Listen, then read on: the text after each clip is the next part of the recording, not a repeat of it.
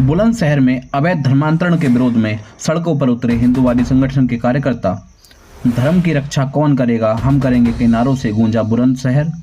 कालाअंब स्थित मलका पार्क से कलेक्ट्रेट पहुंचे सैकड़ों कार्यकर्ता। प्रदर्शनकारियों ने कलेक्ट्रेट परिसर में ही हनुमान चालीसा का पाठ भी किया। विभिन्न राष्ट्र विरोधी शक्तियों पर छल बल व प्रलोभन के सहारे लोगों को बहकाने का आरोप।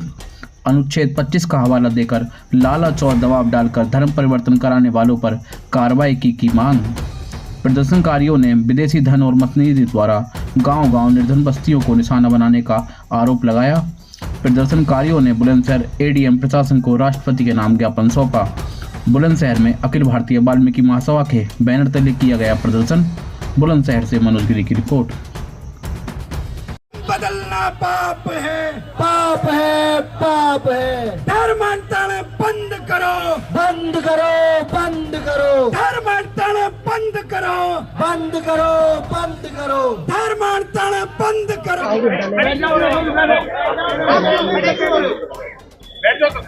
सरकार के द्वारा जिलाधिकारी महोदय के माध्यम विषय है हमारा कि धर्म स्वतंत्र विधेयक भारत की आत्मा की रक्षा हेतु अति आवश्यक है। आदरणीय महोदय, भारत की आत्मा की रक्षा, भारत की महानता उसकी विधिवता में है। यहाँ अनेक वर्षों से अलग अलग पंथ, परंपराएं और संप्रदाय रहे हैं।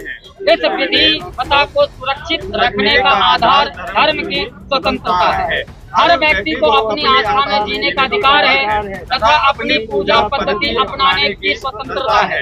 यही स्वतंत्रता भारत को दुनिया की सबसे प्राचीन और जीवंत सभ्यता बनाती है।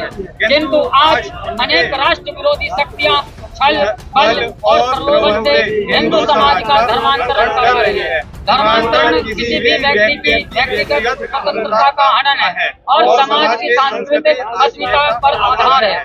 संविधान का अनुच्छेद 25 स्पष्ट कहता है कि प्रत्येक व्यक्ति को स्वतंत्रता है कि वह अपने धर्म का प्रचार प्रसार कर सके। लेकिन इसी अनुच्छेद 25 में आप किसी को दबाव, लालच या छल से अपना धर्म बदलने को मजबूर नहीं कर सकते। जिसका धर्म परिवर्तन करने का प्रयास किया जा रहा है उसे भी अपनी धर्म की रक्षा करने का अधिकार है, जिसको सुनिश्चित करने का दायित्व सरकार न्यायपालिका का भी है। आज के समय में विदेशी धन और मशीनरी द्वारा चलाया जा रहा है।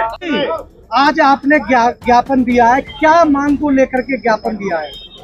हमारी सभी संतों की और हिंदू धर्म को मानने वाले प्रत्येक नागरिक की यही मांग है कि जिस प्रकार से हमारे बच्चों के संपर्क में नाम छुपाकर, धर्म छुपाकर लोग आते हैं और मित्रता का छल करते हैं और छल से फिर उनका धर्म परिवर्तन करते हैं, उन्हें ठगा जाता है, तो अपना नाम और जो धर्म छुपाकर हमारे संपर्क में किस लिए आते हैं। इस प्रकार से यह सनातन हिंदू धर्म का देश है और इस देश में सभी धर्म स्वतंत्र हैं और सभी को अपने धर्म करने का प्रचार करने का संविधान अधिकार देता है, परंतु वही संविधान किसी के धर्म को परिवर्तन करने का अधिकार नहीं देता। ये जघन्य अपराध है और इसे अपराध की श्रेणी में ही रखा जाए। जिस प्रकार से सुप्रीम कोर्ट में एक विधर्मियों द्वारा एक याचिका डाली गई है कि इस अनुच्छेद को खत्म किया जाए, इस कानून को रद्द किया जाए, तो हम सब उस कानून के समर्थन में एकत्रित हुए और उस याचिका के विरुद्ध में हम प्रदर्शन करने और ज्ञापन एक माननीय जिलाधिकारी महोदय को सौंपा है, जो कि हमें राष्ट्रपति महोदय के नाम से दिया गया है। क्या मांग रखी गई है आपके द्वारा? जो कानून बनाया गया है, जो लव जिहाद के मामले में याचिका डाली गई है याचिका कि वो कानून रद्द किया जाए, तो उसके विरुद्ध में हमने मांग किया कि वो कानून पूरे भारतवर्ष में लागू किया जाए। महाराज जी, आपको लगता है कि हिंदू समाज में धर्मांतरण को लेकर जागरूकता की कमी है?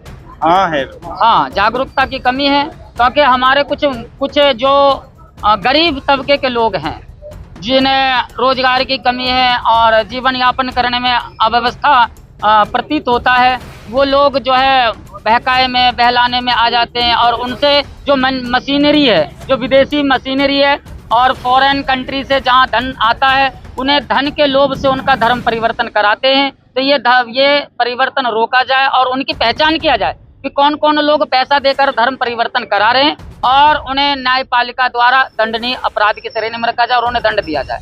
गुरुजी, जो हिंदू समाज के लिए, जो बच्चों के लिए क्या अपील करना चाहते हैं?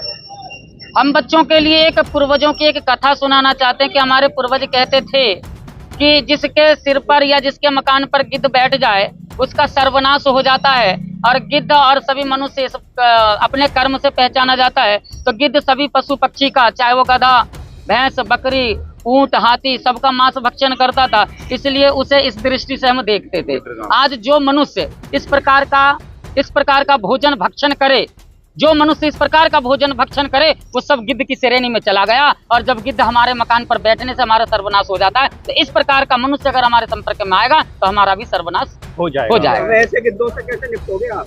ऐसे गिद्धों से कहा कि धर्मो रक्षति रक्षता। जब ऐसे गिद्ध नहीं मानेंगे तो उसके लिए आगे की योजना बताई जाएगी। किस तरह की योजना की बात कर रहे हो? जिस तरह से हमारे महामंडलेश्वर, हमारे परम गुरुदेव शंकराचार्य आदेश करेंगे, ऐसी योजना बताई जाएगी।